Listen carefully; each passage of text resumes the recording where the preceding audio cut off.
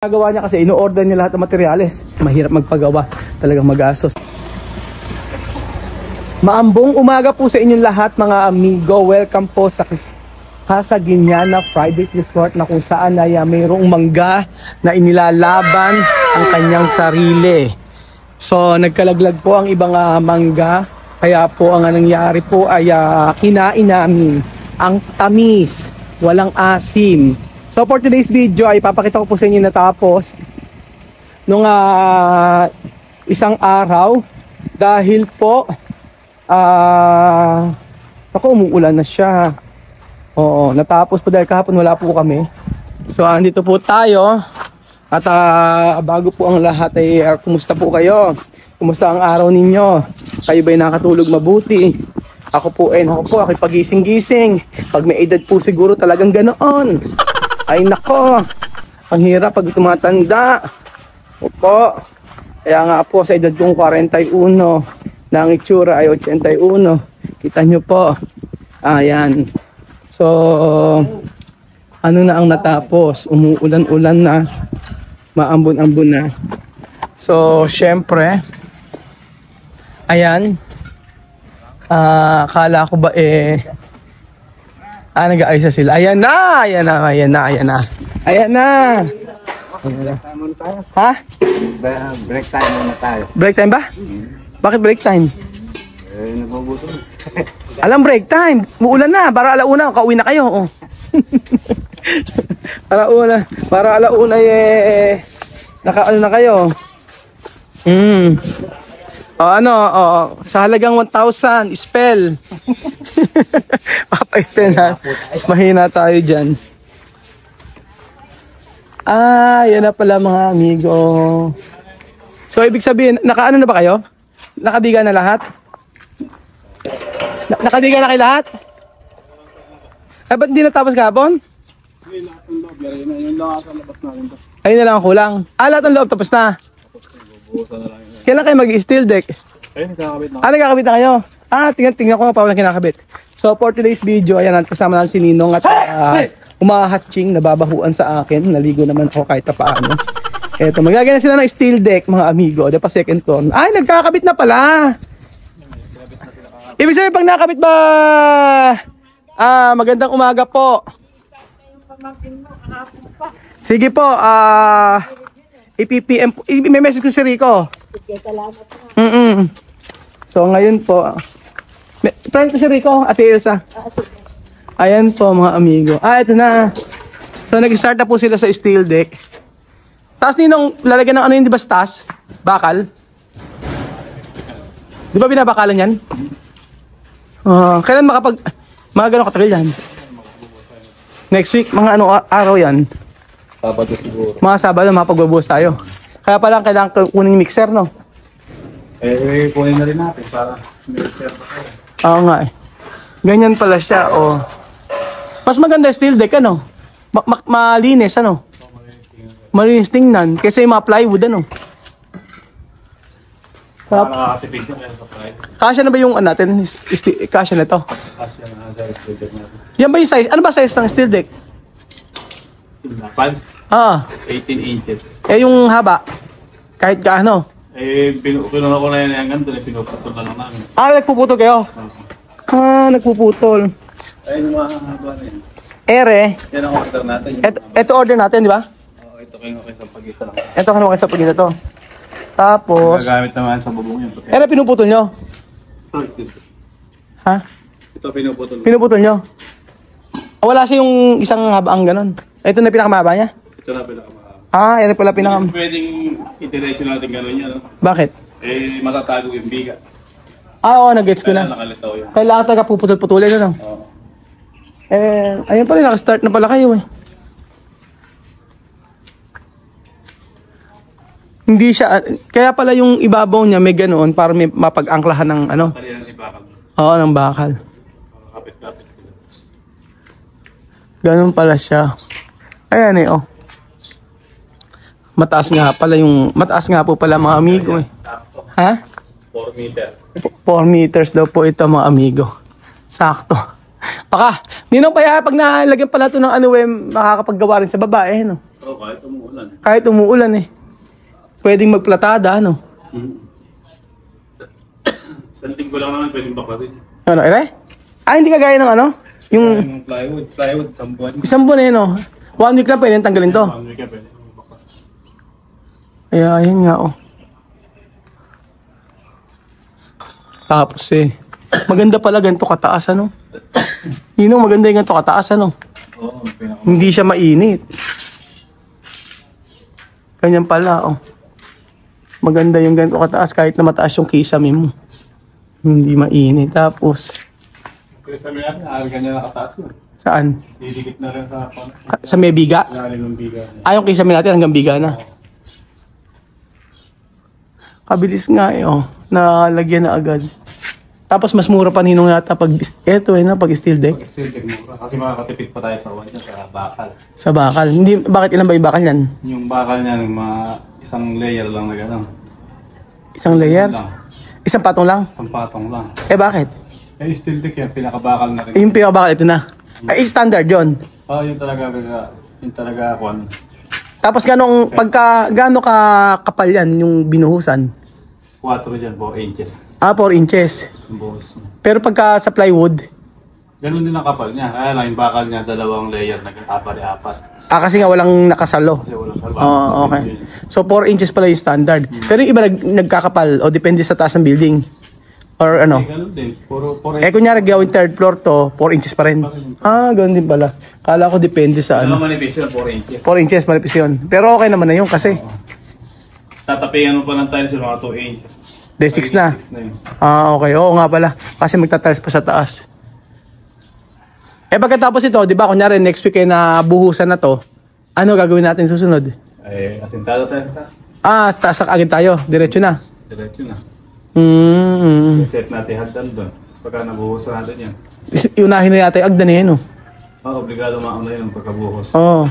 Eh, ano bang hagdan gagawin natin? Basta sabi ni Marvin maganda rin floated. Eh, ewan ko nga sa'yo, yung ano yung napagpuan ako Kupa- simento, pwede na ako dyan. Tsaka natin na yan ang kahoy. Simento at kahoy. Oo. Mas maganda. Pwedeng kahoy, pwedeng kahit pero ano. Pag floated ba kasi mahirap? Pwede rin yun, kaya nakahanger lang yun eh. Nakahangin sa gilde, no? Nakahang lang yun eh. Hindi siya Hindi matibay. pwedeng gagawin yun. Ano? Uli-uli ang gagawin. Eh, bakit? Eh, kasi yari na yun pagka sinarpak natin. Marurumihan pa yun. Ah, marurumihan. Pero pag simento, mas matibay. Matibay yun. Pwede mo naman din gawin kahoy yun.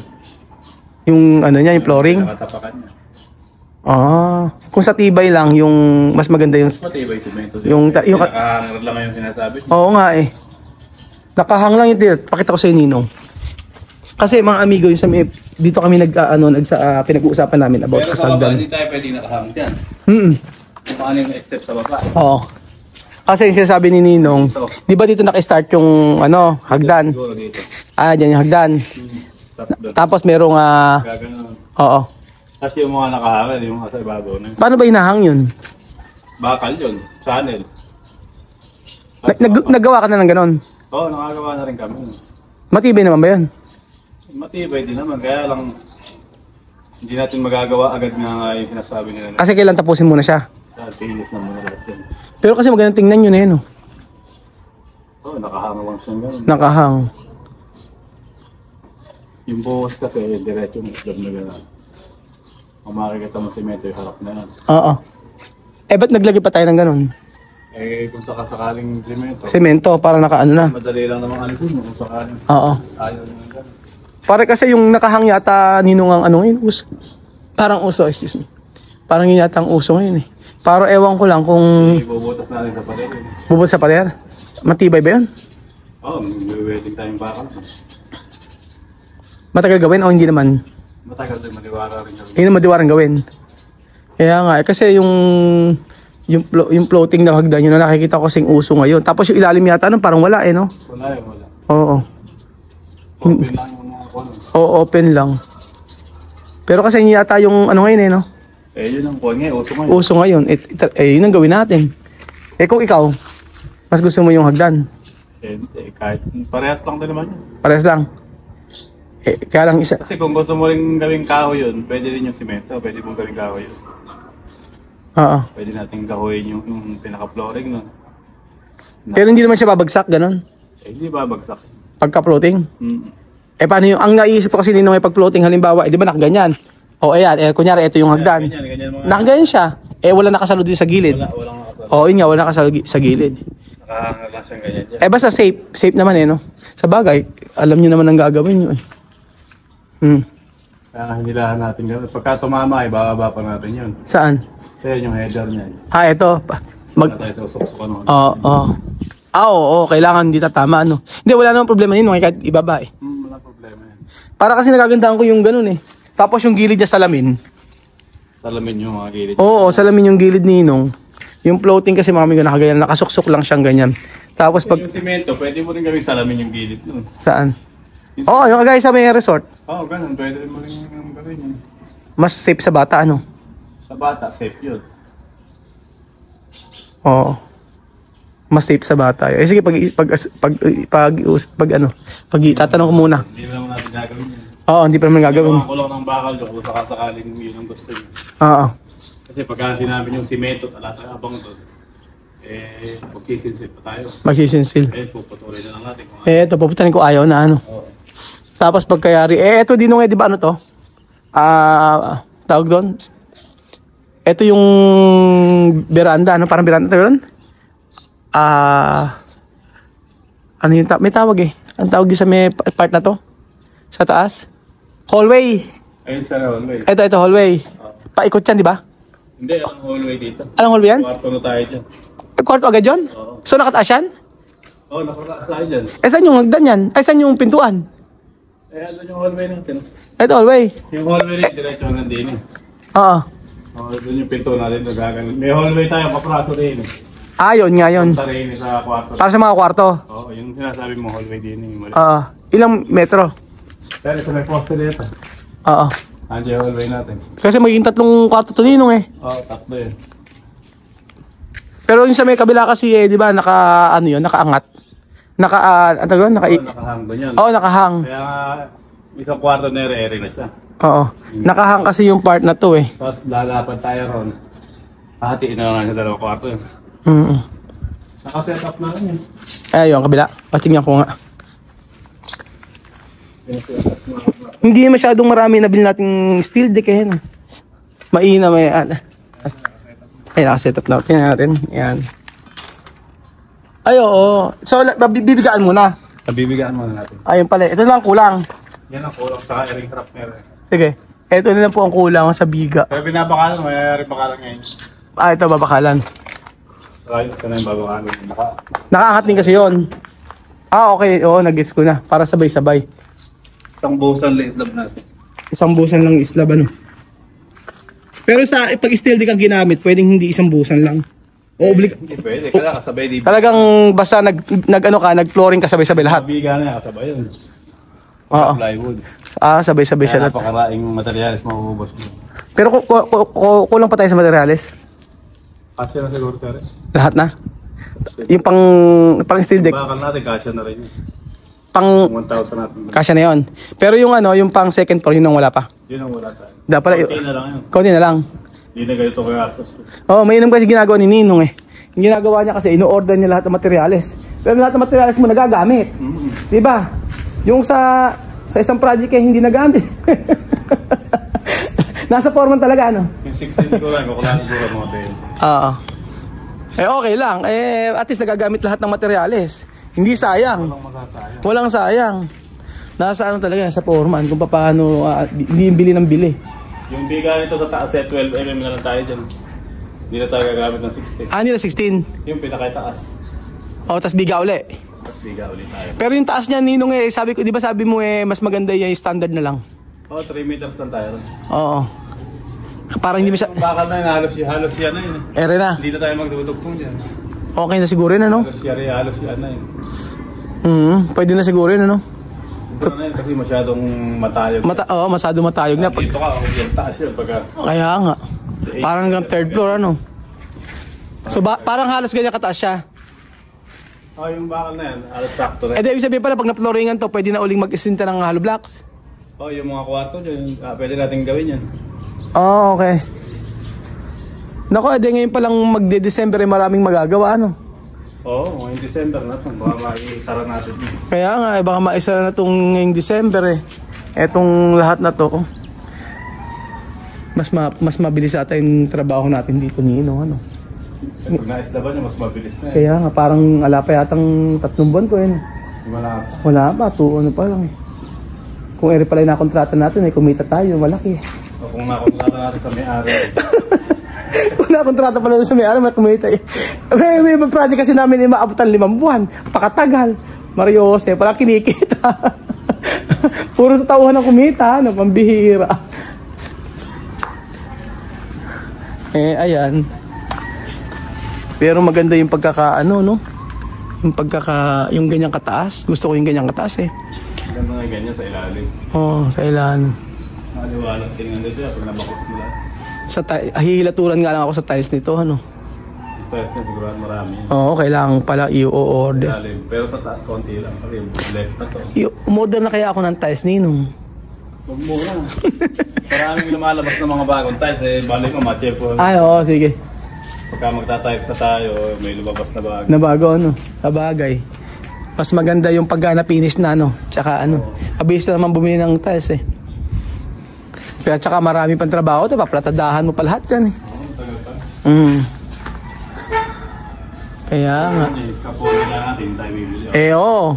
Hanggang sa labas. Hanggang sa susunod na project ay magagamit natin. Hindi naman makisira eh. Kaya nga.